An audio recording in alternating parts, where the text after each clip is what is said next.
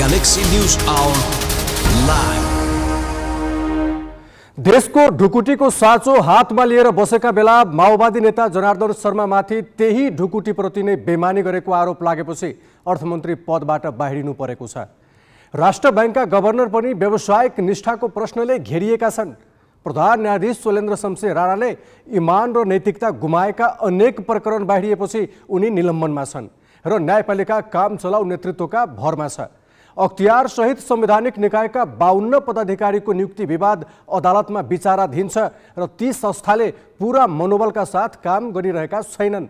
कार्यपालिकादेखि व्यवस्थापिकाको नेतृत्वमाथि पनि गम्भीर आरोप र आशंकाहरू छन्। यस्तो देखिन्छ यस राज्य प्रणालीभित्र विश्वसनीय संस्था र भरपर्दो नेतृत्व कहाँ छ? दलीय भागभण्डा र अरू स्वार्थ समूहको खेलो फड्कोले राज्यका सबैजसो महत्त्वपूर्ण संस्थाहरूको विश्वसनीयतामा धमिरा लागेको छ। न्यायपालिका होस् वा कर्मचारी तन्त्र वा कार्यपालिका संविधान, कानुन र स्थापित पद्धतिहरूको उल्लङ्घनमा रमाइरहेका छन्। उनीहरूको साख द्रुत गतिमा ओह्रालो लागेको छ।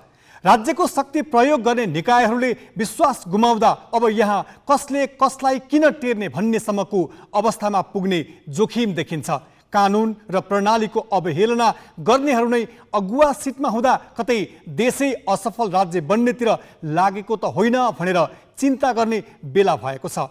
ग्यालेक्सी न्युज आवरमा आज हामी राज्य प्रणालीको गिर्दो साख र ठगीको विद्युतीय पासोमा केन्द्रित हुनेछौँ।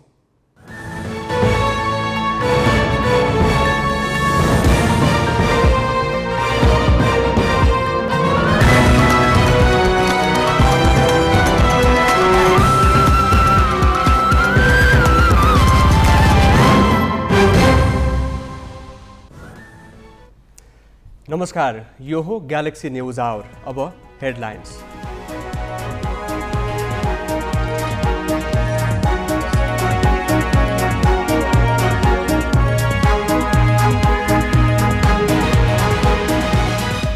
स्थिति कायम गर्ने राज्यका महत्त्वपूर्ण संस्था आफै बेथितिका केन्द्र। अदालतदेखि महालेखासम्म विवादग्रस्त।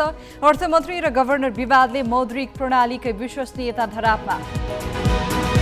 माओवादी अध्यक्ष दाहालद्वारा भारतीय विदेश मन्त्री र प्रधानमन्त्रीका सुरक्षा सल्लाहकारसँग एकान्त भेट। सार्वजनिक कार्यक्रममा भने 1950 को सन्धि पुनरावलोकन गर्नुपर्छ। काङ्ग्रेस केन्द्रीय समिति बैठकमा दुवै महामन्त्री प्रधानमन्त्री देउबा विरुद्ध खनिए। गगन थापा भन्छन् ओली सरकारमाथि गरेका प्रश्नले हामीलाई नै लखेट्यो। अत्यधिक तापक्रम वृद्धिले भूमध्य सागर क्षेत्रको जङ्गलमा भीषण आगलागी। पोर्चुगल, फ्रान्स र स्पेनमा 15,000 जनाको उद्धार। हजारौं अग्नि नियन्त्रक परिचालन। र त्रिकोणात्मक एक दिवसीय क्रिकेट श्रृङ्खलामा नामिबियाले नेपाललाई दियो 200 रनको लक्ष्य। कप्तान सन्दीप लामिछानेले लिए 4 विकेट।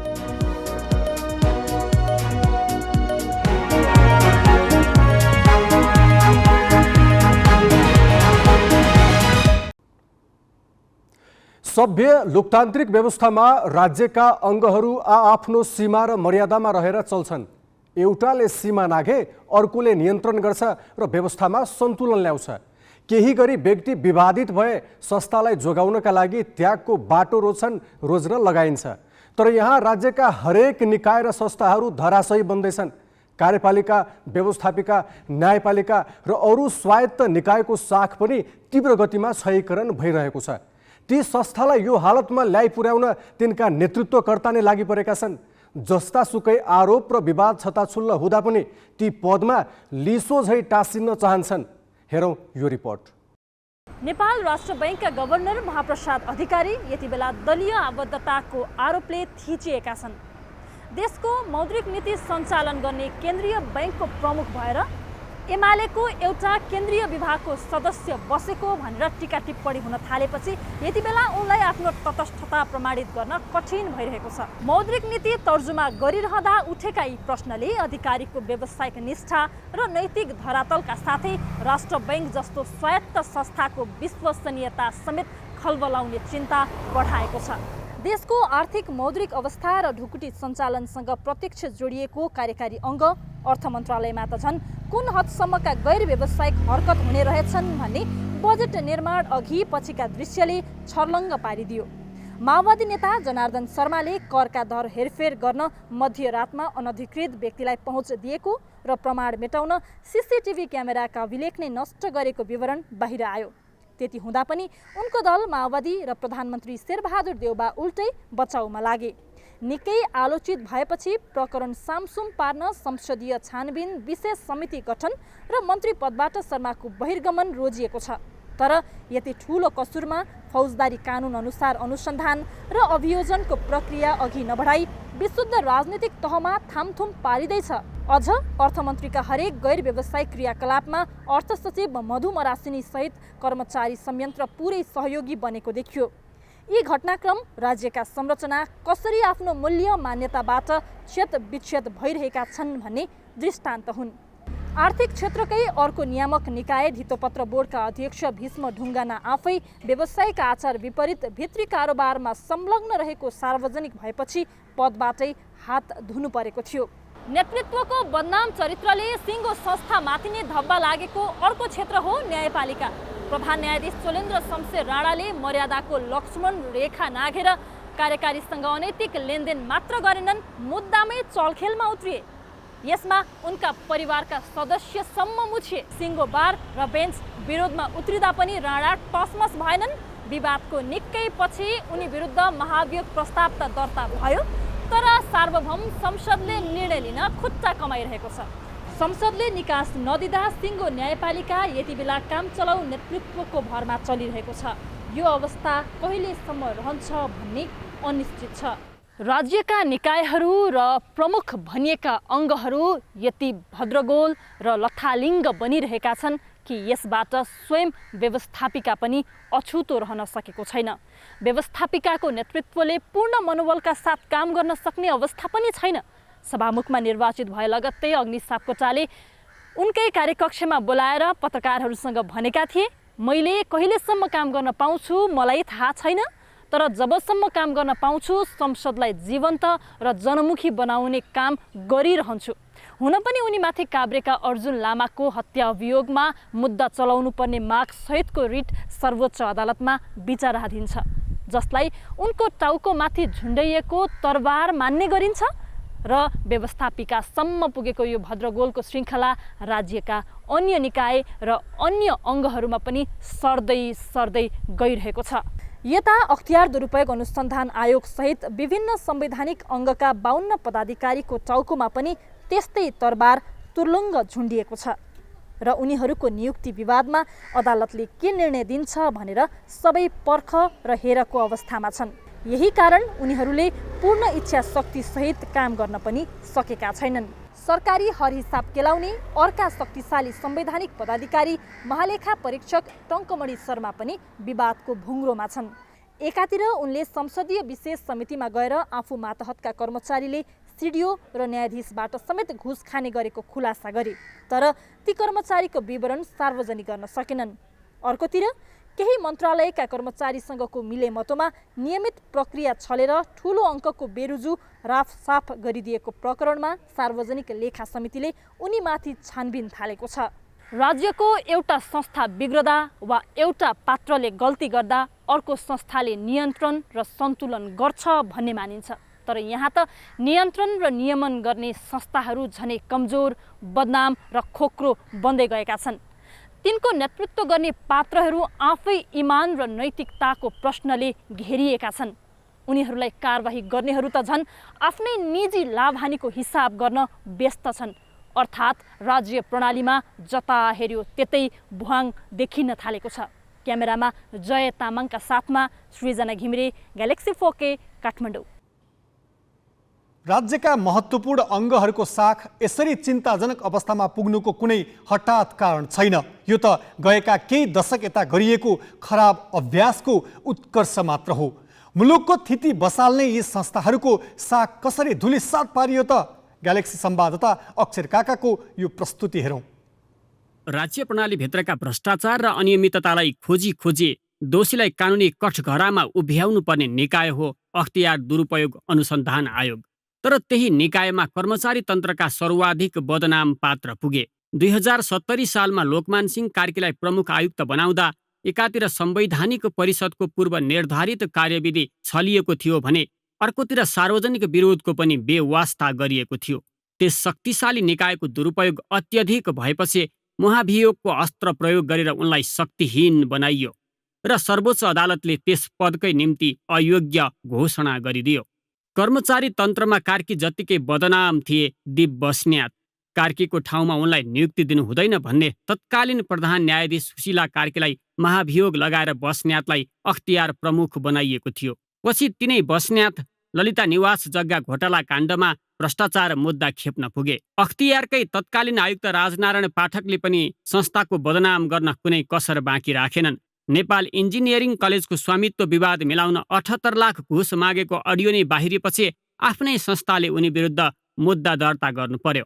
अहिले अख्तियार प्रमुख प्रेम कुमार राई सहित करिब 52 संवैधानिक पदाधिकारी नियुक्ति प्रक्रियाकै विवादका कारण राम्रोसँग काम गर्न सकिरहेका छैनन्। यो मुद्दा अहिले सर्वोच्च अदालतको संवैधानिक इजलासमा विचाराधीन छ। महालेखा परीक्षक टङ्कमणि शर्मा हाकाहाकी आफ्ना कर्मचारी घुस्याहा भन्दै हिँडेका छन्, तर को हुन् भनेर सार्वजनिक गर्न चाहँदैनन्। राज्यका निकाय कमजोर बन्दै जाँदा आश गर्ने निकाय अदालत हुन्छ, तर अदालत स्वयं व्यतिथिको मानक बनेको छ। 2070मा दामोदर शर्मा प्रधान न्यायाधीश हुँदा उनले अदालतलाई व्यतिथिको अखडा नै बनाए। पेशी व्यवस्थापनमा बिचौलियाको प्रयोगदेखि छानी छानी विवादितलाई नियुक्ति दिन उनले कति पनि लाज मानेनन्। अर्का प्रधान न्यायाधीश गोपाल पराजुलीको अदालत प्रवेशदेखि बहिर्गमनसम्म विवादित रह्यो। सर्वोच्चका बहालवाला 4 उम्दा न्यायाधीशलाई बीचमै घर पठाएर अनेक चलखेल गरी सर्वोच्चमा नियुक्ति पाएका उनले प्रधान न्यायाधीशको पदावधि लम्ब्याउन नक्कली नागरिकतादेखि उमेर ढाँट्नेसम्मका हरकत गरे। दीपकराज जोशीको पनि लज्जाजनक बहिर्गमन भयो। पराजुलीसँगै चलखेलकै बाटोबाट सर्वोच्च छिरेका उनी पनि शैक्षिक प्रमाणपत्र विवादमा तानिए। संसदीय सुनवाईबाटै फालिएपछि प्रधान न्यायाधीश भने बन्न पाएनन्। त्यसपछि प्रधान न्यायाधीश बन्ने पालो आएका ओम प्रकाश मिश्र पनि विवादित प्रक्रियाबाटै सर्वोच्च प्रवेश गरेका थिए। उनले पनि सेटिङमा पेशी तोकेको आरोप खेपे। विवादित न्यायाधीशलाई काखी च्यापे। भ्रष्टाचार मुद्दामा लगालग सफाई दिएर न्यायपालिकाको नूर गिराए। चोलेन्द्र शमशेर राणाले झन् व्यतिथिमा सबैलाई उछिने। चलखेलकै ढोकाबाट सर्वोच्च पुगेका उनले इजलास गठन र पेशी तोक्दा सेटिङ बाहेक अरूमा ध्यान दिएनन्। कार्यकारी सङ्घको उठबस र भाग शान्ति खुलेआम गर्न भ्याए। महाभियोग र निलम्बनपछि पनि उनी निर्लज्ज रूपमा सरकारी आवास ओगटिरहेका छन्। व्यवस्थापिकाको अवस्था पनि राज्यका अरू निकाय सरह नै छ। संसद आफ्नो बिजनेसमा हिँड्न पाएकै छैन। सांसदहरूको ध्यान कानुन निर्माण भन्दा अन्यत्रै छ। कृष्ण बहादुर महरा सभामुख पदमा बहाल रहेकै अवस्थामा यौन दुराचारको आरोपमा बहिर्गमित हुन पर्यो। त्यसो त उनले सभामुखको भूमिकामा रहेर दलको पृष्ठपोषण गरेको र संसदको मर्यादा भत्काउन लागि परेको आरोप पनि लागिरह्यो। उनको ठाउँमा अग्नि सापकोटा आए, तर संसदीय परम्परा र मूल्यको जगेर्ना गर्न नसकेको आरोप त खेपिरहेकै छन्। त्यस बाहेक द्वन्द्वकालीन मुद्दाले पनि उनलाई छाडेको छैन। मुलुकको कार्यकारी अङ्ग झन जीर्ण र कमजोर जगमा छ। पूर्ववर्ती प्रधानमन्त्री केपी शर्मा ओलीले 2 पटक संसद विघटन मात्रै गरेनन्। पार्टी संसदमा कमजोर बन्दै गएपछि अध्यादेशको सहारामा शासन गर्न खोजे। गैर सांसदको भिड मन्त्री परिषदमा लगाए। अहिले शेरबहादुर देउबा पनि त्यही बाटोमा छन्। केपी ओलीका कदम सच्याउन परमादेशबाट सत्तामा पुगेका देउबा ओलीकै अर्को रूप बन्न खोज्दैछन्। हिजोका भन्दा खराब अध्यादेश उनले ल्याएका छन्। स्वायत्त निकायमा हस्तक्षेप बढाएका छन्। मन्त्रीहरूका वेतनदामा रमिते बनिरहेका छन्। परिवारका सदस्यको स्वार्थमा राज्यका नीति हेरफेर गर्दैछन्। नियमनकारी अङ्ग नेपाल राष्ट्र बैङ्कका गभर्नर महाप्रसाद अधिकारी राजनीतिक दलको कार्यकर्ता बनेको आरोप बोकेर हिँडिरहेका छन्। यसअघि पुँजी बजारको नियामक निकाय नेपाल धितोपत्र बोर्डका अध्यक्ष भीष्म ढुङ्गाना सेयरमा भित्री चलखेल गरेको आरोपका कारण बाहिरिनु परेको थियो। बुक बिल्डिङ प्रक्रियाबाट सर्वसाधारणलाई सेयर बेच्ने अनुमति दिँदा उनले छोरीका नाममा सर्वोत्तम सिमेन्टको करिब 12,000 किता सेयर हात पारेको पाइएको थियो। अहिले जसरी राज्य चलिरहेको छ यसले कतातिर लैजाँदैछ भनेर हामीले संविधानविद बिमार्जुन आचार्यलाई सोधेका छौँ। अब यस्तो राज्यमा पनि केही कुराहरू स्वचालित हुँदो रहेछ। यसमा निकममा प्रधानमन्त्री भए पनि, राम्रो प्रधानमन्त्री भए पनि, अथवा राज्यका निकायमा बस्ने अरू व्यक्तिहरू ठिक भए पनि, बेठिक भए पनि, जस्तो भए पनि केही कुराहरू स्वचालित रूपमा चल्ने भएको कारणले गर्दा यहाँले सोध्नुभयो जस्तो यी सबका बावजुद पनि राज्य कसरी चलेको होला भन्ने एउटा क्वेसन त लाग्छ।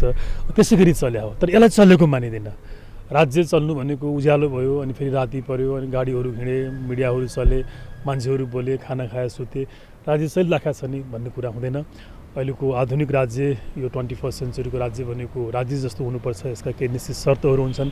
त्यस्तो राज्य जुन राज्यले नागरिकलाई सुरक्षा दिएको हुन्छ, नागरिकका अधिकारहरू उसले संरक्षण गरेको हुन्छ, उनीहरूको खुसी वृद्धि गर्ने ह्याप्पिनेसलाई म्याक्सिमाइज गर्ने काम गरेको हुन्छ अनि राज्यका सबै निकायहरू चुस्त दुरुस्त हुन्छन्, उनीहरूले कानुन बमोजिम काम गर्छन्, पदाधिकारीहरू चुस्त दुरुस्त हुन्छन्, त्यहाँ करप्सन हुँदैन।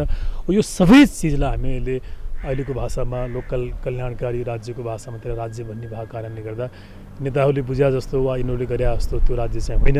हामी एउटा असफल राज्यतिर उन्मुख भइरहेका हौँ कि मुलुकको भोलि पहिचान नै मुलुकको अन्तर्राष्ट्रिय मान्यता जसलाई इन्टरनेसनल ग्लोबल रिकग्नेसन भनेर भन्छ त्यो माथि नै सङ्कट आउने हो कि भन्ने खालको जुन घटनाहरू भएका छन्। मलाई लाग्छ यो चिन्ताको विषय हो। तर यसो हुनुको प्रमुख कारण भनेको हामीले यी ठाउँमा पठाउने व्यक्तिको छनौट गर्दा जुन ढङ्गले हामी चुक्यौँ, चाहे त्यो न्यायालय होस् चाहे राज्यका अरू निकायहरू हुन्, त्यहाँ साँच्चै नै त्यो पदको लागि सक्षम व्यक्ति उपयुक्त व्यक्तिको छनौट हुनुपर्ने थियो। त्यो रिक्रुटमेन्टमा त्यो सिलेक्सन प्रक्रियामा हामी चुकेको कारणले गर्दाखेरि यो एउटा गन्जागोलको अवस्था भएको हो। थिति बसाल्नुपर्ने निकाय नै एकपछि अर्को गरी साखहीन र धराशयी बन्दैछन्। यो अवस्थामा विराम लगाउन कसले के गर्नु पर्ला भनेर हामीले पूर्व प्रशासक भोजराज पोखरेललाई सोधेका छौँ। आम जनताको सोच अथवा अपेक्षा आकाङ्क्षा के थियो भने हिजोका कमी कमजोरीहरू, हिजोका हिलोहरू, हिजोका फोहोरहरू सबै सफा हुन्छन्, बढारिन्छन्। मुलुक एउटा चाहिँ जुन एउटा असल शासन रूपी हाइवे मुलुकमा बन्छ अनि त्यो हाइवेमा गएर चाहिँ मुलुकले टेकअफ गर्छ। त्यो हामी सबैको मान्यता थियो। खास गरेर नयाँ संविधान आएपछि भएको निर्वाचन पछिको हाम्रो त्यो अपेक्षा थियो। तर व्यवहारले त त्यो देखाएन। जे गरे पनि हुँदो रहेछ भन्ने खालको फेजमा हामी रहेछौँ। होइन भने अहिले जुन किसिमको यहाँले भन्नुभयो र जुन किसिमको वातावरण देखिराखेको छ यो भने त राज्य फेल हुने, फेल स्टेट भन्छ नि, त्यो जाने बाटो। जब राज्यका त्यस्ता संस्थाहरू कमजोर हुन्छन्, उनीहरूले आफ्नो दायित्व निर्वाह गर्न सक्दैनन्, त्यसपछि के हुन्छ भन्दा नन स्टेट एक्टर्सहरू अथवा इन्ट्रेस्ट ग्रुपहरू बलियो हुन्छ अनि राज्यका विभिन्न उसले गर्ने निर्णयहरू चाहिँ त्यो इन्ट्रेस्ट ग्रुपहरूले चाहिँ निर्णय गरे हुन्छ। सबैलाई एकाउन्टेबल बनाउने थलो भने पार्लियामेन्ट हो। त्यो पार्लियामेन्ट अहिले के भयो भन्दाखेरि 2-3टा दलका नेताको चाहिँ त्यो बन्धकको रूपमा भयो। कसरी चाहन्छ उनीहरूले त्यसलाई चलाइदिने। त्यो संस्थाले बलियो पार्नुपर्छ पार्लियामेन्ट्री सिस्टमलाई। त्यसैले कसरी बलियो पार्न सकिन्छ त्यही उपायहरू खोज्नुपर्ने हुन्छ। त्यसैले के त एउटा इन्स्टिट्युसनहरू बलियो पार्नु पर्यो। इन्स्टिट्युसनहरू कहाँ कहाँ केबाट विक भएको छ त्यसलाई हामीले चाहिँ बलियो पार्नु पर्यो। अर्को सिस्टममा रिभिजिट गर्नु पर्यो। अघि मैले भने हैन, तेस्रो चाहिँ पत्रहरू यस्तो पठाउँ किनभने तिनै इन्स्टिट्युसनमा चाहिँ त्यही कानुन त्यही संस्थामा पनि त्यही प्रक्रियाभित्र पनि कुनै पात्र गएको त एकदम धेरै राम्रो सबैले वाह वाह गरेको छ नि त। मुहान सफा नभइकन तल त सफा हुँदैन। अहिलेको समस्या भनेको त्यो मुहानमा छ। देश चलिरहेको त छ भनेर हुँदैन, कसरी चलिरहेको छ भन्ने मुख्य पक्ष हो। संस्थाको मर्यादा, प्रणालीको प्रभावकारिता र नागरिकप्रतिको जवाफदेहिता कायम गर्ने जिम्मेवार पदाधिकारीले कुन स्तरमा काम गरेका छन् एकपटक हेरौँ, मनन गरौँ र प्रश्न गरौँ, के हामीले चाहेको यही हो त? अब केही न्युज संक्षेपमा। माओवादी केन्द्रको भातृ सङ्गठन वाइसेलले राष्ट्र बैङ्कका गभर्नर महाप्रसाद अधिकारीलाई बर्खास्त गर्न माग गर्दै प्रधानमन्त्री शेरबहादुर देउवालाई ज्ञापन पत्र बुझाएको छ। वाइसेलले आज बालुवाटारमा पुगेर प्रधानमन्त्री देउवालाई 7 बुँदे ज्ञापन पत्र बुझाई गभर्नर अधिकारीलाई तत्काल बर्खास्त गरेर छानबिन गर्न माग गरेको हो। एमाले आफ्नो अर्थ तथा योजना विभागको सदस्यमा खोटाङका एम अधिकारीलाई मनोनयन गरेपछि गभर्नर अधिकारी विवादमा तानिएका हुन्। एम अधिकारी भनेकै गभर्नर अधिकारी भएकाले उनलाई बर्खास्त गर्नुपर्ने वाइसेलको माग छ। एमाले एम अधिकारी को हुन् भन्ने खुलाउन सकेको छैन। यस विषयमा शुक्रबार सत्ता गठबन्धनका शीर्ष नेताको बैठकमा समेत छलफल भएको थियो। राजनैतिक दलको सदस्य गभर्नर हुन नपाउने कानुनी व्यवस्था रहेको छ। उदयपुरमा भाइरल ज्वरोका बिरामीको सङ्ख्या ह्वात्तै बढेको छ। मौसम परिवर्तनपछि कटारी नगरपालिका र आसपासका क्षेत्रमा भाइरल ज्वरोका बिरामी बढेका हुन्। कटारी अस्पतालमा सामान्य अवस्थामा दैनिक 70 जनासम्म बिरामी आउने गरेकोमा अहिले 250 भन्दा बढी आउन थालेका छन्।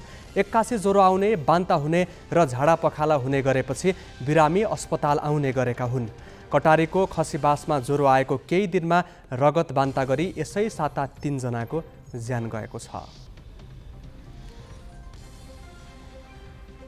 त्रिभुवन विश्वविद्यालय चिकित्सा शास्त्र अध्ययन संस्थान आइओएम शिक्षण अस्पतालको सेवा नै बन्द गरेर वार्षिक उत्सव मनाउने निर्णयबाट पछि हटेको छ। भोलि आफ्नो 50औं वार्षिक उत्सव कार्यक्रमका लागि आइओएमले अस्पतालमा आकस्मिक बाहेकका सबै सेवा बन्द गर्ने बताएको थियो। चौतर्फी आलोचनापछि बिहानी सत्रका सबै सेवा सञ्चालन गर्ने निर्णयमा आइओएम पुगेको हो। संस्थानकी डिन डाक्टर दिव्यासिंह शाहले आज विज्ञप्ति जारी गर्दै त्रिभुवन शिक्षण अस्पताल, मनमोहन कार्डियोथोरासिक र बीपी कोइराला नेत्र अध्ययन केन्द्रमा बिहानी सत्रका सेवा सञ्चालन हुने जनाएकी छन्।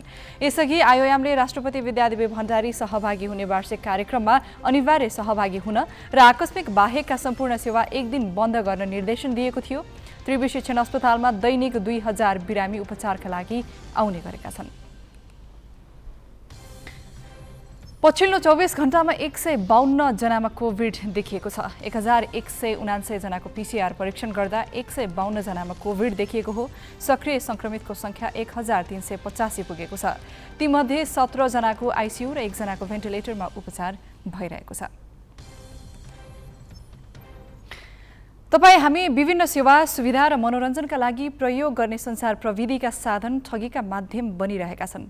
यसमा पढेलेखेको र उच्च ओहदा भएकाहरू पनि फसिरहेका छन्। कसरी त विस्तृत नवराज पाण्डेबाट। ठगीका लागि अहिले सामाजिक सञ्जालको दुरुपयोग बढिरहेको छ। सामाजिक सञ्जाल मार्फत चिट्ठा परेको, पुरस्कारका लागि छनौट भएको लगायतका मेसेज अहिले सामान्य हुन थालेको छ।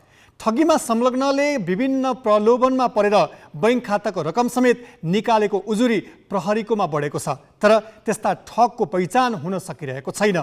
सामाजिक सञ्जाल मार्फत हुने यस्ता अपराध नियन्त्रणमा प्रहरीले कानुनको अभाव महसुस गरिरहेको छ।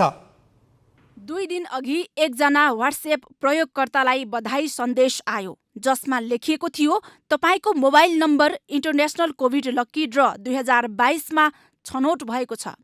तपाईले 25 लाख रुपैयाँ जित्नुभयो। पुरस्कार रकम लिन चाहनुहुन्छ भने म्यानेजर आकाश वर्मालाई व्हाट्सएपमा सम्पर्क गर्नुहोला। भारतीय नम्बर प्रयोग गरी पठाइएको सन्देशमा एउटा युआरएल लिङ्क पनि थियो। सो लिङ्कमा क्लिक गर्दा उसको म्यानेजरसँग सम्पर्क हुन्छ भनिएको थियो। सन्देश आएको 3 घण्टासम्म प्रापकले प्रतिक्रिया नदिएपछि सोही व्यक्तिले नेपालीलाई प्रयोग गरी बनाइएका भिडियोहरू पठाए। मैले उपहार स्वरूप रु 40 लाख नेपाली प्राप्त गरेको छु, जो प्राप्त गर्नको लागि यहाँको म्यानेजर साहबले धेरै हेल्प गर्नुभएको छ। धन्यवाद। र यो जुन रकम प्राप्त गरेको छु यो चाहिँ मैले मेरो बाबुलाई पढाउन साथै घर खर्च अनि अरू व्यवसायहरू चाहिँ गर्नको लागि एकदमै सहयोग पुग्नेछ भन्ने एकदम आशा राखेको छु। कोभिड-19 फाउन्डेसनको त्यो बाट चाहिँ मैले 40 लाख रिसिभ गरेँ हैन, टोटल्ली रिसिभ गरेँ त्यो मैले अमाउन्ट। अनि thank you so much for Akash Verma. भिडियोहरू पठाउनुको एउटै उद्देश्य थियो विश्वासमा लिएर गोप्य विवरण हात पार्नु। भिडियो हेरेर पनि प्रतिक्रिया नदिएपछि ती व्यक्तिले भोइस मेसेज पठाएर र फोन गरेर सताउन थाले। 1 मिनट सर, जी सर चेक करें सर, आपके पास कोई सिंपल सादा मैसेज आया सर? नहीं आया यार अभी तक। सर आया आपके नंबर पे? हाँ खलती का आया है, खलती का। जी सर मैसेज देख के 6 नंबर बोलो जल्दी से। चिट्ठामा परेको पैसा पठाउने बहानामा बैंकको खाता नम्बर पठाउन दबाब दिने व्यक्ति खासमा ठग भएको खुल्यो। बैंक खाता नम्बर नपाएपछि ई सेवा र खल्ती प्रयोग गर्दै पासवर्ड रिसेट गर्न पठाइएको कोड मागेर व्यक्तिगत विवरणको पहुँचमा पुग्ने प्रयास गरियो। यस्ता ठगहरू फेसबुक, व्हाट्सएप, भाइबर लगायत सामाजिक सञ्जालमा सक्रिय छन्। उनीहरूले phone, message, voice message, video र अन्य कुनै माध्यमबाट विभिन्न प्रलोभन देखाएर सेक्युरिटी कोड मागेर फोन नै नियन्त्रणमा लिन्छन् र उनीहरूले यसरी पाएको सूचना मार्फत बैंकबाट पैसा निकाल्ने गरेका छन्। इन्टरनेटको प्रयोग गरी आपराधिक गिरोहले मोबाइल बैंकिङको आइडी र पासवर्ड समेत माग्ने गरेको र अनलाइन गेम तथा चिट्ठा परेको भनी पैसा माग्ने गरेको छ। नजिकका चिन्जानका साथीको हवाला दिएर इमोसनल ब्ल्याकमेल गर्ने ठग पनि सक्रिय छन्। अनेक प्रलोभन देखाई नयाँ नयाँ शैलीबाट गोप्य विवरण चोरेर पैसा निकालिएको उजुरी प्रहरी कहाँ चाङ नै लागेको छ। मलाई चाहिँ यस्तो खालको आपत पर्यो, मलाई तत्कालै 50,000 1 लाख रुपियाँको आवश्यकता पर्यो भन्छन् र एकदम क्लोज मान्छेले त्यो भनिसकेपछि मान्छेले त्यसलाई धेरै भेरिफाई गर्दैन, त्यही मान्छे हो कि होइन भन्ने भेरिफाई गर्दैन, उसको फोन नम्बरहरू भेरिफाई गर्दैन। तपाईँले विश्वासमा पर्यो, यो त फलानु मान्छे आपत परेको छ, यसलाई मेरो मान्छेलाई सहयोग गर्नुपर्छ भन्ने हिसाबमा उसले दिएको एकाउन्ट नम्बरमा तपाईँले इमिडिएट पैसा पठाइदिनुहुन्छ र पछि जब तपाईँले चाहिँ त्यो चिजलाई भेरिफाई गर्नुहुन्छ अनि त्यसपछि त्यो जो मान्छेलाई तपाईँले पठाउनु भएको हुन्छ त्यो पैसा त्यो कहाँ पुगेको हुँदैन, त्यो त फ्रडको हातमा पुगेको हुन्छ, किनभने त्यो गलत आइडेन्टिटी दिएर गलत मान्छेले फोन गरेको हुन्छ। भनेपछि यस्तै खालको घटनाहरू धेरै जसो अनलाइन फ्रडको घटनाहरू हाम्रो जानकारीमा आइरहेको छ। नेपालमा साइबर अपराध सम्बन्धी अलग्गै कानुन छैन। विद्युतीय कारोबार ऐन 2063ले सामाजिक सञ्जाललाई बृहत्तर रूपमा समेट्दैन। ऐनमा भएको इन्टरनेट शब्दमा टेकेर प्रहरीले अनुसन्धान र कारबाही गर्दै आएको छ। ब्याङ्कमा ह्याकिङ भएको केसमा र यी सेवाहरू खल्तीहरू त्यो वालेटको मिसयुज भएको केसमा दफा 45 या 46 दुवै केसको सन्दर्भ हेरेर घटनाको सन्दर्भ हेरेर यो पनि चलाउन सकिन्छ भन्ने जोडिएको अवस्थाहरू त्यो चलाएको अवस्था पनि छ। सामाजिक सञ्जाल मार्फत व्यक्तिगत विवरण र बैंक विवरण मागेर खाताबाट पैसा निकालिएका घटना बढेपछि गृह मन्त्रालयले विज्ञप्ति जारी गरी सचेत रहन भनेको थियो। सचेत त हरेक व्यक्ति हुनुपर्छ नै, ठगीमा संलग्नलाई कारबाहीको दायरामा ल्याउनका लागि कानुनी प्रबन्धमा पनि ढिलासुस्ती गरिनु हुँदैन। क्यामेरामा साधुराम लामिछाने र विष्णु थापाका साथमा शिखा श्रेष्ठ, ग्यालेक्सी 4K, काठमाडौँ। सामाजिक सञ्जालबाट ठगीको आँकडा डरलाग्दो छ। नेपाल प्रहरीको तथ्याङ्क अनुसार पछिल्लो 3 वर्षमा झन्डै 2000 नेपाली अनलाइन ठगीमा परेका छन्। प्रहरी कहाँ उजुरी दिनहुँ बढ्दो छ। उजुरीको चाङलाई आधार मान्ने हो भने सामाजिक सञ्जाल प्रयोगकर्ताले सावधानी अपनाउन नसकेको र ठगहरूले नयाँ नयाँ शैलीबाट सक्रियता बढाएको देखिन्छ। प्रहरीको काठमाडौँ उपत्यका अपराध अनुसन्धान कार्यालयको अभिलेख अनुसार अनलाइन ठगीको तथ्याङ्क डरलाग्दो छ। चालु आर्थिक वर्षको 11 महिनामा 563 नेपाली ठगीमा परेका छन्। 103 जना चिट्ठा परेको प्रलोभनमा ठगिएका हुन्। उनीहरूको बैंक खाताबाट ठगको गिरोहले 1,60,69,70,000 रुपियाँ हात पारेको छ। यस्तै पार्सल वा सामान पठाइएको भन्ने बहानामा 110 जनाको खाताबाट 2,87,40,000 रुपियाँ भन्दा धेरै रकम बैंकबाट निकालिएको छ। सस्तोमा मोबाइल, ल्यापटप र क्यामेरा खरिद गर्ने प्रलोभनमा परि 72 जनाले 1,40,35,000 रुपियाँ गुमाएको प्रहरीको अभिलेख छ। प्रहरीका अनुसार 58 जनाले फेसबुक ह्याकका कारण 58 लाख रुपियाँ भन्दा बढी गुमाउनु पर्यो। ओटिपी कोड अर्थात् वान टाइम पासवर्डमा सावधानी नअपनाएका कारण 27 जनाको खाताबाट 26,37,000 रुपियाँ चोरी भयो। हामीले निकै सहज मान्दै आएको यी सेवाबाट 26,24,000 रुपियाँ हराएपछि 42 सेवाग्राही उजुरी लिएर प्रहरी कहाँ पुगे। अनलाइनमा आकर्षक विज्ञापन राखेर ठगी गर्ने गिरोह पनि सक्रिय छ। प्रहरीमा यस्ता 18 उजुरी परेका छन्, जसमा 65 लाख रुपियाँ ठगी भएको भनिएको छ। यस्तै सिम डुप्लिकेसन लगायत अन्य माध्यमबाट 133 जना ठगीमा परेका छन्। उनीहरूको खाताबाट 2,90,16,000 रुपियाँ गायब पारिएको छ। यो आर्थिक वर्ष मात्र जेठसम्म 563 जनाको 10,54,47,000 रुपियाँ अनलाइन ठगी भएको छ। पछिल्लो 3 वर्षमा 1921 नेपाली अनलाइन ठगीको शिकार बनेका छन्। आर्थिक वर्ष 2077-78 मा 398 जना र 2076-77 मा 960 जना अनलाइन ठगीमा परेको प्रहरीको अभिलेख छ। हरेकका मोबाइलमा प्रलोभनमा पार्ने किसिमका मेसेज तथा विज्ञापन सामाजिक सञ्जाल मार्फत आइरहेका छन्। सञ्जाल प्रयोग गर्दा सामान्य सावधानी अपनाउन नसक्दा कति बेला ठगिन्छौँ पत्तै छैन। अप्रत्याशित रूपले बढ्दै गइरहेको अनलाइन ठगीबाट बच्न के गर्ने भनेर हामीले नेपाल प्रहरीका पूर्व नायब महानिरीक्षक तथा साइबर कानुनका जानकार राजीव सुब्बालाई सोधेका छौँ।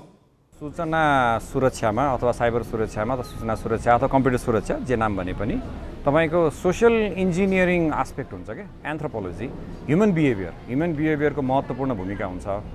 अनि अपराधीहरूले चाहिँ ह्युमन बिहेभियरलाई बुझेर कुन कुरा चाहिँ हामीले क्राइम गर्नु पर्यो र कुन कुरा मानवीय संवेदना समात्न सक्यौँ भने यो चाहिँ मान्छेहरू फस्छन् भन्ने चाहिँ उनीहरूलाई मोडस अपरान्डी उनीहरूको त्यो हुन्छ। त्यस कारणले सूचना सुरक्षामा अथवा कम्प्युटर सुरक्षामा चाहिँ सोसियल इन्जिनियरिङको ठुलो भूमिका हुन्छ। जस्तो उदाहरणको लागि चिट्ठा पर्यो भन्न साथै मलाई त 25 लाखको चिट्ठा पर्यो, मान्छे एक्साइटेड हुन्छ नि त। त्यो आस्पेक्टबाट अपराधीहरूले सामाजिक सञ्जाललाई परिचालन गर्छन्, त्यो आस्पेक्ट एउटा हो। अब प्रश्न के छ भने हामी कसरी बच्ने भन्ने हो नि त। त्यस कारणले पैसा फ्रीमा कसैले पनि दिँदैन है भन्ने कुरा, आफूले चिट्ठा कहीँ किलेकै छैन होइन, चिट्ठाको कारोबार गर्न पनि पाइँदैन नेपालमा भनेपछि मलाई चिट्ठा पर्यो भनेर त्यतिकै कसैले भन्छ भने पत्याउनु भएन नि त, र फ्याक्ट चेक गर्नु पर्यो होइन। कुनै पनि सामाजिक सञ्जालमा हामीले प्रयोग गर्दा आफ्नो डेटाहरू सजिलैसँग दिनु भएन। हामी त के गर्छौँ, आफ्नो व्यक्तिगत विवरण पनि सजिलै पोस्ट गर्छौँ होइन, त्यो पनि दिनुहुन्न। जस्तो फोन नम्बर भयो, तपाईँको जन्ममिति भयो, यी सबै सामाजिक सुरक्षासँग जोडिएका चाहिँ युनिक आइडीहरू हुन् नि त होइन। र ओटिपीमा ह्याक गर्नु पर्यो भने फोन नम्बरको मार्फत गरिन्छ नि त, गर्छन्। त्यस हुनाले यस्तो कुराहरूलाई चाहिँ अलिकति सेक्रेट राख्नुपर्छ। अनि तथ्य बुझ्नु पर्यो, साँचो कुरा बुझ्नु पर्यो हो कि होइन, अवेर हुनु पर्यो होइन। तपाईँको साइबर सुरक्षा सम्बन्धी जानकारी राख्नु पर्यो, के गर्दा मेरो प्राइभेसी मेन्टेन हुन्छ त्यसको बारेमा हामीले जानकारी राख्नु पर्यो होइन। तपाईले चलाउने मोबाइल र त्यसमा हुने विभिन्न एपहरूको प्रयोग गर्दा सुरक्षा सावधानीमा पहिलो ध्यान दिनुपर्छ। भर्दै नभरेको चिट्ठा वा प्रतिस्पर्धा नै नगरेको पुरस्कार आफ्नो भागमा पर्यो भनेकै भरमा आफ्ना सबै सूचना दिने काम मात्र बन्द गरे पनि ठगीको यस सञ्जालबाट धेरै हदसम्म जोगिन सकिन्छ। अब केही न्युज संक्षेपमा। कञ्चनपुरमा सामूहिक बलात्कार गरेको आरोपमा सशस्त्र प्रहरीका 1 जवानसहित 4 युवा पक्राउ परेका छन्। पक्राउ पर्नेमा पुनर्वास ख गाउँका सुशील विष्ट, लक्ष्मण सुनार, पृथ्वी भाट छेत्री र बिओपी बीच फाँटामा कार्यरत सशस्त्र प्रहरीका जवान एम प्रसाद जैसी रहेका छन्। उनीहरूले असार 23 गते राति 20 वर्षीय एक युवतीमाथि सामूहिक बलात्कार गरेको आरोप लागेको छ। पीडित युवतीले प्रहरीमा उजुरी दिएपछि उनीहरूलाई पक्राउ गरिएको प्रहरीले जनाएको छ। प्रारम्भिक अनुसन्धानबाट सुशील र ती युवती प्रेम सम्बन्धमा रहेको खुलेको छ। आरोपितहरूलाई इलाका प्रहरी कार्यालय त्रिभुवन बस्तीमा राखेर थप अनुसन्धान गरिरहेको प्रहरीले जनाएको छ। आइसिसी विश्वकप लिग 2 को त्रिकोणात्मक सिरिज अन्तर्गत नेपालले अहिले नामिबियासँग खेलिरहेको छ। 200 रनको लक्ष्य पछ्याएको नेपालले खराब सुरुवात गरेको छ। नेपालले 18 रन जोड्दा 2 विकेट गुमाएको छ। ओपनर कुशल भुर्तेल खातै नखोली बाहिरिएका छन्। उनी पहिलो ओभरमै बाहिरिएका हुन्। त्यस्तै देव खनाल मात्र 1 रनमा बाहिरिए। यसअघि टस जितेर ब्याटिङ रोजेको नामिबियाले 49 ओभर 2 बलमा सबै विकेट गुमाएर 179 रन बनाएको थियो। उसको लागि कप्तान जोहाड एस्मासले सर्वाधिक 53 रनको पारी खेले। नेपालका कप्तान सन्दीप लामिछानेले 4 तथा दिपेन्द्र सिंह ऐरी र सोमपाल कामीले 2-2 विकेट लिए। नेपाल सिरिजको पहिलो भेटमा नामिबियासँग 40 रनले पराजित भएको थियो। अत्यधिक तापक्रम वृद्धिसँगै पोर्चुगल, स्पेन र फ्रान्सको जङ्गलमा विशाल डढेलो फैलिएको छ। डढेलो नियन्त्रण गर्न अहिले हजारौं अग्नि नियन्त्रकहरू परिचालन गरिएको छ, तर 2 साता अघि सुरु भएको डढेलो नियन्त्रणमा आउने छाटकाट छैन। उत्तरी पोर्चुगलमा आगो निभाउन पानी खन्याइरहेको एउटा हवाईजहाज दुर्घटना हुँदा चालकको मृत्यु भएको छ। डढेलोका कारण फ्रान्सको गिरोन्डी क्षेत्रबाट 12,000 स्थानीयलाई वासस्थानभन्दा टाढा सारिएको छ। स्पेनका 2300 भन्दा बढी मान्छेको भागाभाग भएको छ। समुद्री किनारबाट धुवाका विशाल मुस्ला निस्किएको तस्बिरहरूमा देखिन्छ। धुवामै कैयौं विमान भौतारिरहेका छन्। गत मंगलबारदेखि नै तापक्रम बढेर पोर्चुगलमा 47 डिग्री र स्पेनमा 40 डिग्री सेल्सियस पुगिसकेको थियो। अत्यधिक गर्मीका कारण यी दुई देशमा 300 भन्दा बढीले ज्यान गुमाइसकेका छन्। यो वर्ष पोर्चुगलको 30,000 हेक्टर क्षेत्र डढेलोले ध्वस्त पारेको छ। यसलाई 5 वर्ष अघि 100 जनाको ज्यान लिएको डढेलोपछि सबैभन्दा ठूलो क्षति मानिएको छ। मेक्सिकोमा हेलिकप्टर दुर्घटना हुँदा 14 जनाको मृत्यु भएको छ। मृत्यु हुने सबै सैनिक रहेको नौसेनालाई उद्धत गर्दै अन्तर्राष्ट्रिय सञ्चार माध्यमले जनाएका छन्। एकजना भने बाँच्न सफल भएका छन्। लागु औषध तस्करीमा संलग्नलाई पक्राउ गर्न खटिएको सैन्य ब्ल्याक हक हेलिकप्टर दुर्घटनामा परेको हो। नौसेनाको स्वामित्वमा रहेको उक्त हेलिकप्टरले उत्तरी राज्य सिनालाओमा एक दिन अघि पक्राउ परेका ग्वाडालाजारा कार्टेलका संस्थापक राफेल कारो क्विन्टेरो बोकेको अर्को विमानको सुरक्षा गइरहेको थियो। अमेरिकाले आफ्ना अधिकारी एन्ड्रिक क्याम्ब्रेनाको हत्या गरेकाले राफेललाई सुपुर्दगी गर्नुपर्ने माग गर्दै आएको छ। नेकपा माओवादी केन्द्रका अध्यक्ष पुष्पकमल दाहाल अहिले सरकारको कुनै पनि पदमा छैनन्, तर भारतको नयाँ दिल्लीमा उनको दौडधुप र सक्रियता कुनै सरकारी पदाधिकारीको भन्दा कम छैन। खासमा उनले गरिरहेका के छन् त त्यहाँ? यो प्रसङ्ग विनय कुमारबाट। भारत भ्रमणमा रहेका माओवादी केन्द्रका अध्यक्ष पुष्पकमल दाहाल आज राजनीतिक भेटघाटमा व्यस्त रहे। भेटघाट बाहेक उनी दुई अलग अलग कार्यक्रममा सहभागी भए। राजनीतिक भेटघाट अन्तर्गत दाहालले भारतीय विदेश मन्त्री एस जयशंकर लगायतसँग वार्ता गरे। वार्ताको विषय सार्वजनिक गरिएको छैन, तर जयशंकरले दाहालसँग फलदायी छलफल भएको भनेका छन्। दाहालले सन् 1950 को सन्धि पुनरावलोकन गर्नुपर्नेमा जोड दिँदै सीमा समस्या कूटनीतिक माध्यमबाट समाधान गर्नुपर्ने बताएका छन्। छोरी गङ्गा र स्वकीय सचिव रमेश मल्ललाई साथै लिएर शुक्रबार नयाँ दिल्ली पुगेका दाहालको स्वागतमा नेपाली दूतावासले आज कार्यक्रम राख्यो। दूतावासमा आयोजित कार्यक्रममा प्रधानमन्त्री पत्नी आर्जु राणा पनि सहभागी थिइन्। स्वास्थ्य उपचारको लागि भनी उनी एक सातादेखि दिल्लीमै छिन्। दूतावासको कार्यक्रमपछि दाहाल राजनीतिक भेटमा सहभागी भए। उनले भारतीय विदेश मन्त्री एस जयशंकरलाई एक होटलमा भेटे। उनीहरूबीचको भेटवार्तामा नेपाली दूतावासका प्रतिनिधि सहभागी थिएनन्। जयशंकरले दाहाललाई स्वागत गर्न पाउँदा खुसी लागेको र वार्ता फलदायी भएको बताएका छन्। उनले दाहालसँग आर्थिक सहकार्यमा केन्द्रित भई छिमेकी सम्बन्धलाई सुदृढ बनाउने विषयमा छलफल भएको भनेका छन्।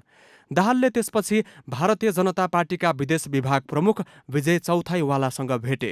त्यो भेटमा गङ्गा र मल्ल पनि सहभागी थिए। त्यसपछि दाहालले foundation for public awareness and policy नामक संस्थाले गरेको कार्यक्रमलाई सम्बोधन गरे। सम्बोधनका क्रममा उनले नेपाल भारत बीचको सन् 1950 को सन्धि पुनरावलोकन गर्नुपर्नेमा जोड दिए। दुई देशबीच देखिएका समस्या समाधानको लागि सन्धि पुनरावलोकन गर्न ढिला गर्न नहुने उनको भनाइरहेको छ। प्रबुद्ध व्यक्ति समूह इपिजीको प्रतिवेदन ग्रहण गर्नुपर्नेमा जोड दिँदै दाहालले सीमा समस्या कूटनैतिक माध्यमबाट समाधान गर्नुपर्छ भने। There are some issues left by history that need to be addressed in good faith to fully realize the potential of Nepal-India relations and the bilateral cooperation. The matters related to 1950 treaty, boundary and the EPG report need to be resolved through diplomatic efforts and dialogue. In the spirit of good neighborliness, we can make our relation problem-free. Dahal Bhajpa अध्यक्ष JP नड्डाको निम्तोमा शुक्रबार नयाँ दिल्ली गएका हुन्। दाहालले आइतबार नड्डा र भारतीय प्रधानमन्त्री नरेन्द्र मोदीसँग भेटवार्ता गर्नेछन्। चिनिया कम्युनिस्ट पार्टीका विदेश विभाग प्रमुख लिउ चियान छाओको नेपाल भ्रमण लगत्तै दाहाल प्रधानमन्त्री पत्नी राणा दिल्लीमै रहेको समय पारेर तथा मुलुक प्रतिनिधि सभा र प्रदेश सभा निर्वाचनको तयारीमा रहेका बेला भारत जानुलाई नेपाली राजनीतिमा निकै चासोपूर्वक लिएको छ। एमाले अध्यक्ष केपी शर्मा ओली र माओवादी केन्द्रका नेता नारायण काजी श्रेष्ठ आज एउटै मञ्चमा थिए।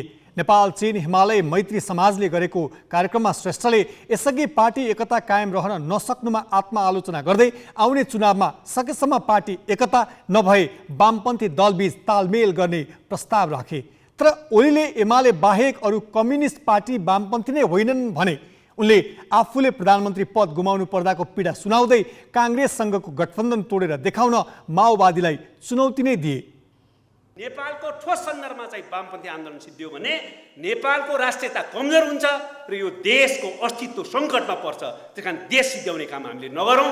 त्यसको निम्ति वामपन्थीहरूको एकता आवश्यकता छ। कमसेकम तालमेल मोर्चा र त्यसपछि अर्को दिशातिर जानुपर्ने आवश्यकता छ। तर त्यसको निम्ति आदरणीय नेता कमरेड केपी शर्मा ओली यहाँ हुनुहुन्छ, अरू नेताहरू बाहिर हुनुहुन्छ। म सबैसँग विनम्रतापूर्वक निवेदन गर्न चाहन्छु, तुम शेर तो हम सभा शेर छोडिदिउँ। घटनाक्रमको विषयवस्तुमा गम्भीर आत्मसमीक्षा गरौँ। कतिपय भोलि पछाडि गरे हुन पछाडि गरौँला। जो अहिले गर्न पर्ने छ, गल्ती कमजोरी भएको लाग्छ भने आत्मालोचना गरौँ। म त आत्मालोचना गर्छु, पार्टी एकता जोगाउन सकिएन, मेरो पनि एउटा यो भूमिका थियो। नेपालमा वामपन्थी पार्टीहरू छन् भने काङ्ग्रेसका पछि नलाग्न, गठबन्धन छोड्न, देश जाति काम नगर्न अनि एसपिपी नगर्न र वामपन्थी एकतामा आउन आग्रह गर्छु। छन् वामपन्थी, चौरीको पुच्छर जस्तो काङ्ग्रेसको पुच्छर भएर भने अनि वामपन्थी पार्टी भनेर हुन्छ। खोइ वामपन्थी पार्टी कम्युनिस्ट सरकार ढालेर काङ्ग्रेसको नेतृत्वमा सरकार बनाउनु पर्छ भनेर अदालतमा मुद्दा हाल्न गएको होइन। वामपन्थी कम्युनिस्ट सरकार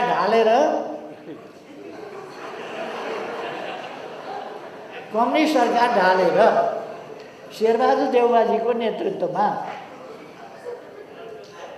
गठबन्धन सरकार बनाउनु पर्यो, गरी पाऊँ भनेर परमादेश जारी गरी पाऊँ, संसदले सकिएन, परमादेशबाट मुद्दा लडेर जिताइ पाऊँ र सरकार दिलाइ पाऊँ। वामपन्थी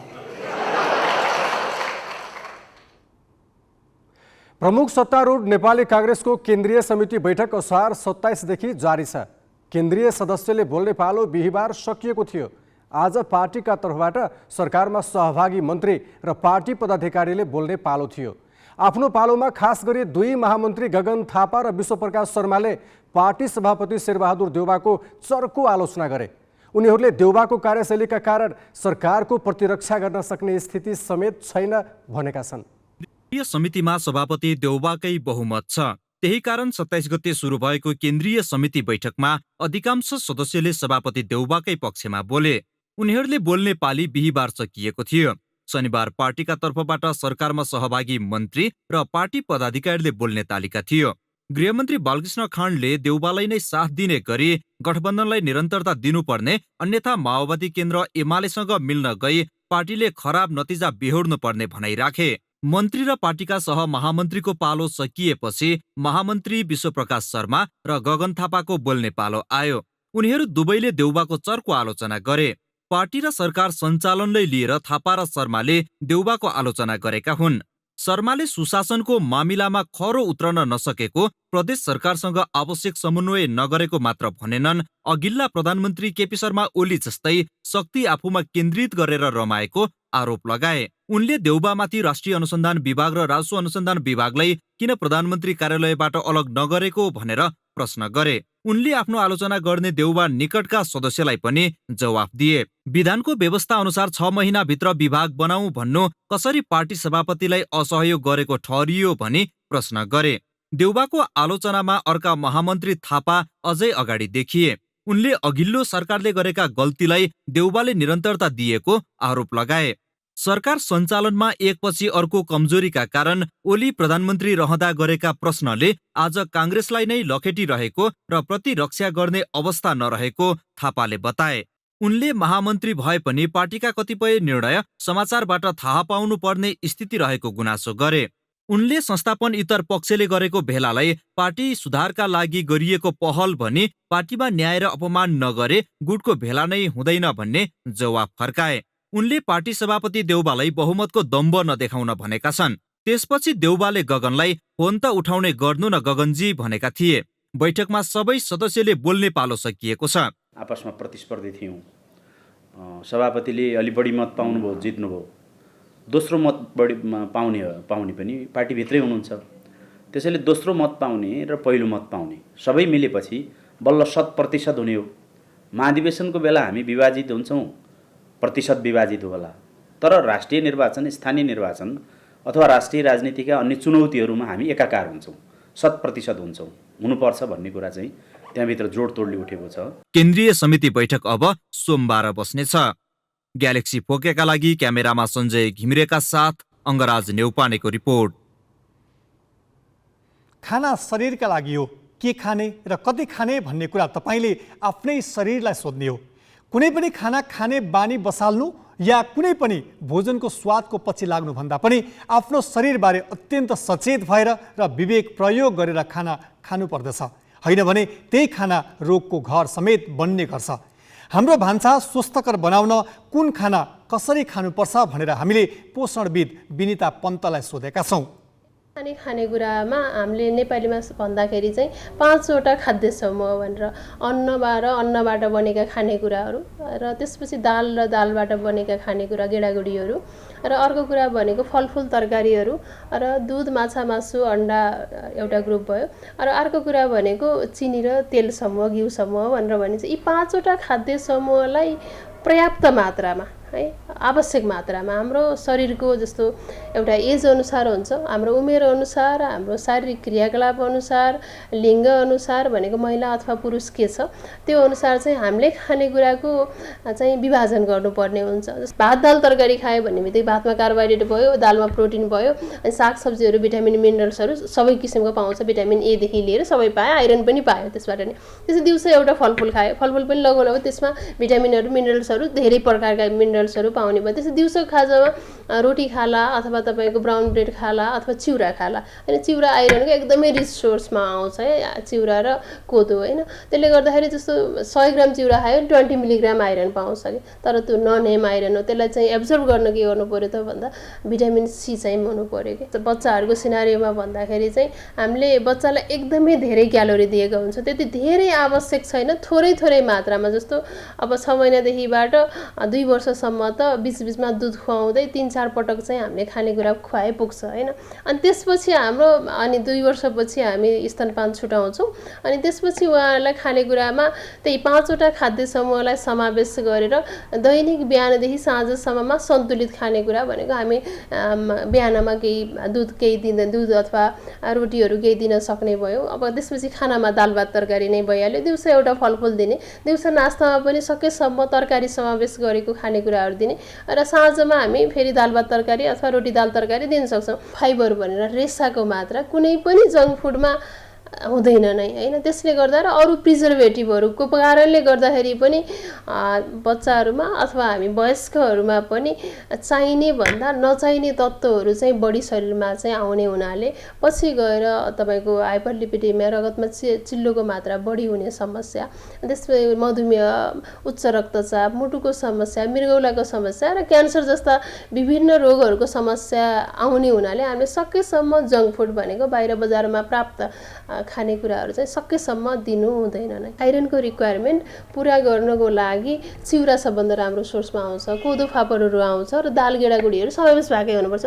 कतिको खानेकुरामा त दिनभरिमा दालै हुँदैन कि, दाल गेडागुडी नै हुँदैन। कतिको खानेकुरामा फलफुलै हुँदैन होइन, देखिन्छ नि त धेरैजनाको मान्छेमा। कतिकोमा तरकारी नै खाँदैन, आलुको तरकारी मिठो लाग्छ अनि भात र दाल खाइरहेको हुन्छ। अब त्यस्तो कन्डिसनमा पनि आइरन पुग्दैन। त्यो हुँदाखेरि आइरन पुग्नको लागि त सबै किसिमको सन्तुलित खानेकुरा खाएकै हुनुपर्छ कि। बिजनेस न्यूज का साथ में नेपा टॉप सब ठीक ठाक। नेपा टॉप सब ठीक ठाक।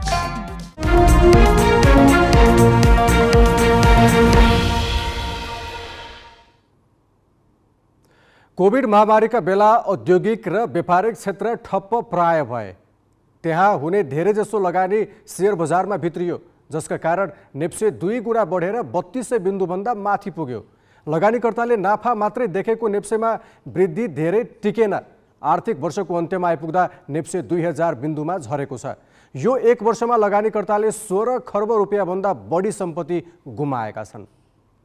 आर्थिक वर्ष 2077-78मा कोभिडका कारण उद्योग व्यवसाय राम्रोसँग चल्न सकेनन्। उत्पादन ठप्प जस्तै भयो, आयात व्यापार पनि प्रभावित भयो। औद्योगिक र व्यापारिक क्षेत्र प्रभावित हुँदा ठूलो लगानी शेयर बजारतर्फ मोडियो। अर्थतन्त्र चलायमान हुन नसक्दा लगानी योग्य रकम तरलता ब्याङ्कमा थुप्रिँदै गयो, त्यो पैसा पनि शेयर बजारमा भित्रियो। जसका कारण 2077 साउन 1 गते 1394 बिन्दुमा रहेको नेप्से 2078 असार अन्तिममा 2883 अङ्कमा पुग्यो। नेप्सेले 2078 भदौ 3 गते 3227 बिन्दुको नयाँ उचाइ कायम गर्यो। त्यो दिन लगानीकर्ताको सम्पत्ति 44 खर्ब 68 अर्ब पुगेको थियो। कोभिडको असर कम हुँदै गएपछि अर्थतन्त्र चलायमान बन्यो। राष्ट्र ब्याङ्कले मौद्रिक नीति मार्फत शेयर बजारमा कर्जा घटाउने नीति लियो। 4/12ले चिनिने नीतिगत व्यवस्थापछि शेयर बजारमा लगानी घट्यो। दैनिक 20 अर्बभन्दा बढीको कारोबार हुने गरेकामा अर्थतन्त्र चलायमान भई ब्याङ्कमा लगानी योग्य रकम अभाव भएपछि 2 अर्बभन्दा तल झर्यो। कोभिडका बेला शेयरमा लगानी गरेकाहरू बेचेर पुरानै व्यवसायमा फर्किए, जसका कारण नेप्से भदौ यता निरन्तर घट्यो। आर्थिक वर्षको अन्तिममा नेप्से 2009 बिन्दुमा आएर रोकिएको छ। बजार पुँजीकरण अहिले 28 खर्ब 69 अर्ब रुपियाँ छ। ब्याङ्कमा तरलता दबाव र ब्याजदर 12% माथि पुगेपछि बजार प्रभावित भएको हो। आर्थिक वर्षको अन्तिम साता नेप्से 16 अङ्कले बढे पनि प्राविधिक विश्लेषणले बजार बढ्ने सङ्केत गरेको छैन। हामी ग्यालेक्सी न्युज आवरको अन्त्यमा छौँ। जाँदा जाँदै हेडलाइन्स।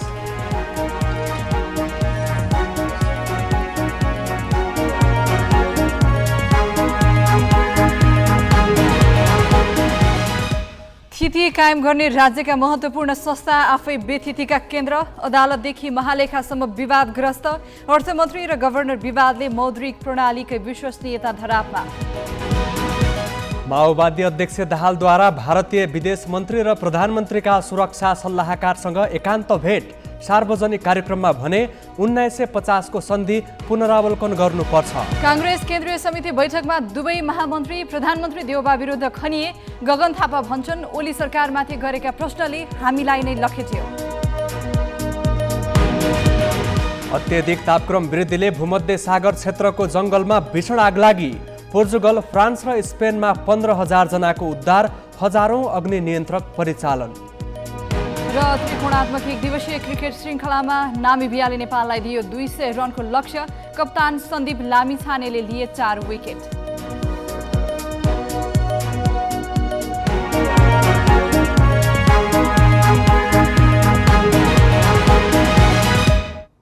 आजलाई ग्यालेक्सी न्युज आवर सकियो। नमस्ते।